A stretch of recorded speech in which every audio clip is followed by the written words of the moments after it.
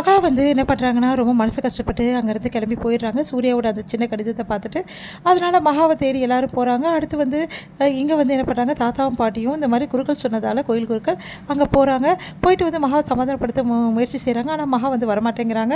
அடுத்து வந்து சூர்யா போயிட்டு இந்த மாதிரி வந்து எதுக்காக வந்த, என்னை தவிக்க விட்டுட்டு எதுக்காக வந்து நான் உன்னை எங்கெல்லாம் வந்து நான் தேடினேன் தெரியுமா அப்படின்னு சொல்லிட்டு அக்கறையாக பேசுகிறாரு. அதை பார்த்து தாத்தா பாட்டி அவன் மனசு மாறுவாமா, கண்டிப்பாக உன்னை ஏற்றுப்பான், நீ கவலைப்படாதுன்னு சொல்லிட்டு வம்பு பண்ணி மகாவை கூட்டிகிட்டு வந்துடுறாங்க. வீட்டில் வந்தவங்க எல்லாரும் எதுக்காக மகா திடீர்னு நைட்டில் போனா அப்படின்னு சொல்லிட்டு கேட்டோன்னே, இந்த மாதிரி கோயிலில் வந்து நைட்டு தங்குறேன்னு சொல்லிட்டு வேண்டிக்கினாலாம், அதனால தான் போனா அப்படின்னு மாதிரி சொல்லி சமாளிச்சுட்டு மகாவை ரெஸ்ட் எடுக்க அனுப்புகிறாங்க. அடுத்து வந்து சூர்யா யோசிக்கிறாரு, மகா எதுக்காக இங்கே போனா அப்படின்னு சொல்லிட்டு. வந்து அதிகமாக வேலை செய்கிறத பார்த்து சூர்யா என்ன பண்ணுறாரு, மகாவுக்கு வந்து சுளுக்குக்கு காலில் தைலம் போட்டு விடுறாரு. அவங்கள வந்து பத்திரமா பார்த்துக்கிறாரு.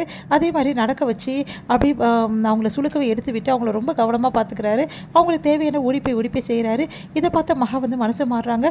கண்டிப்பாக வந்து இவ்வளோ நல்ல ஒரு வீட்டுக்காரி யாருக்குமே அமைய மாட்டாங்க, எனக்கு அமைஞ்சிருக்காங்க, கடவுளே இது எனக்கு நிரந்தரமாக வேணும், அவர் மனசு மாறணும், என்னை பொண்டாட்டியை ஏற்றுக்கணும், தயவு செய்து எனக்கு அருள் புரியுங்கன்னு சொல்லிட்டு கண்ணன் கிட்ட போய் வேண்டிக்கிறாங்க. அடுத்து வந்து ஐஸ்வர்யா ஒரு பிளான் பண்ணுறாங்க, எப்படியாவது இந்த கர்ப்பம் கலைஞ்சிட்டா எந்த பிரச்சனையும் வராது அப்படின்னு சொல்லிட்டு மேலேருந்து படிக்கட்டில் விழறதுக்காக ட்ரை பண்ணுறாங்க. அப்போ போய் மகா காப்பாற்றிடுறாங்க. அதனால் ஐஸ்வர்யா செம்ம டென்ஷன் ஆயிடுறாங்க. அடுத்து வந்து ஏமா இப்படி பண்ணுற, பார்த்து வரக்கூடாதா, இந்த மாதிரிலாம் வந்தால் எப்படி அப்படின்னு சொல்லிட்டு எல்லாருமே வீட்டில் பேசுகிறாங்க. சரி, இந்த மகாவால் எனக்கு நிம்மதியே இல்லை அப்படின்னு சொல்லிட்டு ஐஸ்வர்யா யோசிக்கிறாங்க. அடுத்து வந்து ஐஸ்வர்யாவுக்கு வந்து வளகாப்பு பண்ணணும் அப்படின்னு சொல்லிட்டு முடிவு எடுக்கிறாங்க வீட்டில் எல்லாருமே. அதனால் கோட்டீஸ்வரி வர வைக்கிறாங்க. கோட்டீஸ்வரியும் சந்தோஷமாக வந்து வளகாப்புக்கு வராங்க. அம்மா வந்து என் ரூமில் தங்கினா பிரச்சனை ஆகிடும், அதனால் அம்மாவை நம்ம ரூமில் தங்க விடக்கூடாதுன்னு சொல்லிட்டு ஐஸ்வர்யா பிளான் போடுறாங்க.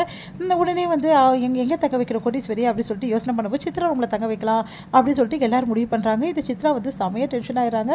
வேணும்னே வந்து கோட்டீஸ்வரிக்கு என்ன பண்ணுறாங்க, நிறைய பிரச்சனைகளை கொடுக்குறாங்க. அவங்களோட சாரியை கட் பண்ணி வைக்கிறாங்க. அவங்களுக்கு வந்து வேணும்னே ஏசி அதிகப்படுத்தி வைக்கிறாங்க. அந்த மாதிரி வேலைகள்லாம் வந்து அவங்களுக்கு தொல்லை கொடுத்துட்ருக்காங்க. இதையெல்லாம் சமாளித்த கோட்டீஸ்வரி என்ன பண்ணுறாங்கன்னா, அவங்களும் அதே மாதிரி வந்து அவங்களும் வந்து அவங்களோட சாரிகளை கிழிச்சு வச்சிடுறாங்க. ஏசி வந்து அதிகப்படுத்திடுறாங்க அப்படின்னு சொல்லிட்டு அங்கே இருக்க மொத்த வந்து சாரி எல்லாத்தையுமே வந்து சித்ராவோட சாரி எல்லாத்தையுமே வந்து போத்தின்னு படுக்கிறாங்க.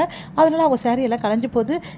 இந்த கோடீஸ்வரி ஒன்றுமே பண்ண முடியல அப்படின்னு சொல்லிட்டு செமையாக டென்ஷன் ஆகிறாங்க சித்ரா. அப்போ வந்து ஃபங்க்ஷன் வந்து பெரிய கிராண்டாக நடத்த போகிறாங்கன்னு கேள்விப்பட்டு வந்து செமையாக டென்ஷன் ஆகிறாங்க மகா. உடனே வந்து ஐஸ்வர்யா கிட்ட நிறைய புத்திமதி சொல்கிறாங்க.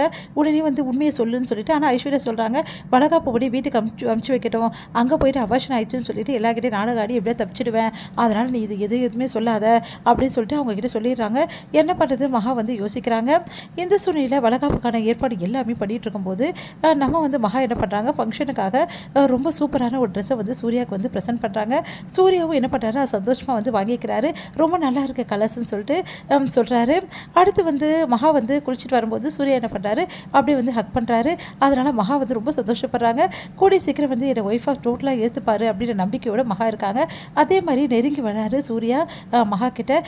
மகா வந்து இல்லாமல் இருக்க முடியாது அப்படின்ற நிலைமைக்கு சூர்யாவும் வந்துடுறாரு. அதனால் மகா வந்து ஏற்றுன்னு வாழணும் அப்படின்னு சொல்லிட்டு முடிவு பண்ணுறாரு. இந்த சூழ்நிலையில் இங்கே என்ன பண்ணுறாங்கன்னா, ட்ரெஸ் எல்லாம் வந்து எல்லோரும் எடுத்தோன்னே மகா கொடுத்த ட்ரெஸ்ஸை போட்டுக்கலாம்னு சொல்லிட்டு சூர்யா வந்து போகிறாரு.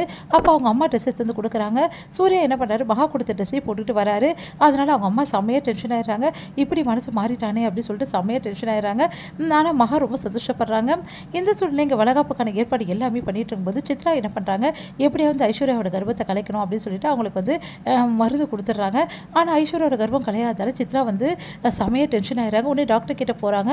அவங்க வந்து இந்த மாதிரி அவங்க கர்ப்பமாக இருக்க முடியாதுன்றாங்க. அடுத்து சித்ரா வந்து ஐஸ்வர்யா கர்ப்பம் இல்லாத விஷயத்தை வந்து அவங்களோட ரிப்போர்ட்டை வச்சு கண்டுபிடிச்சிடுறாங்க. இதோட முடியுது.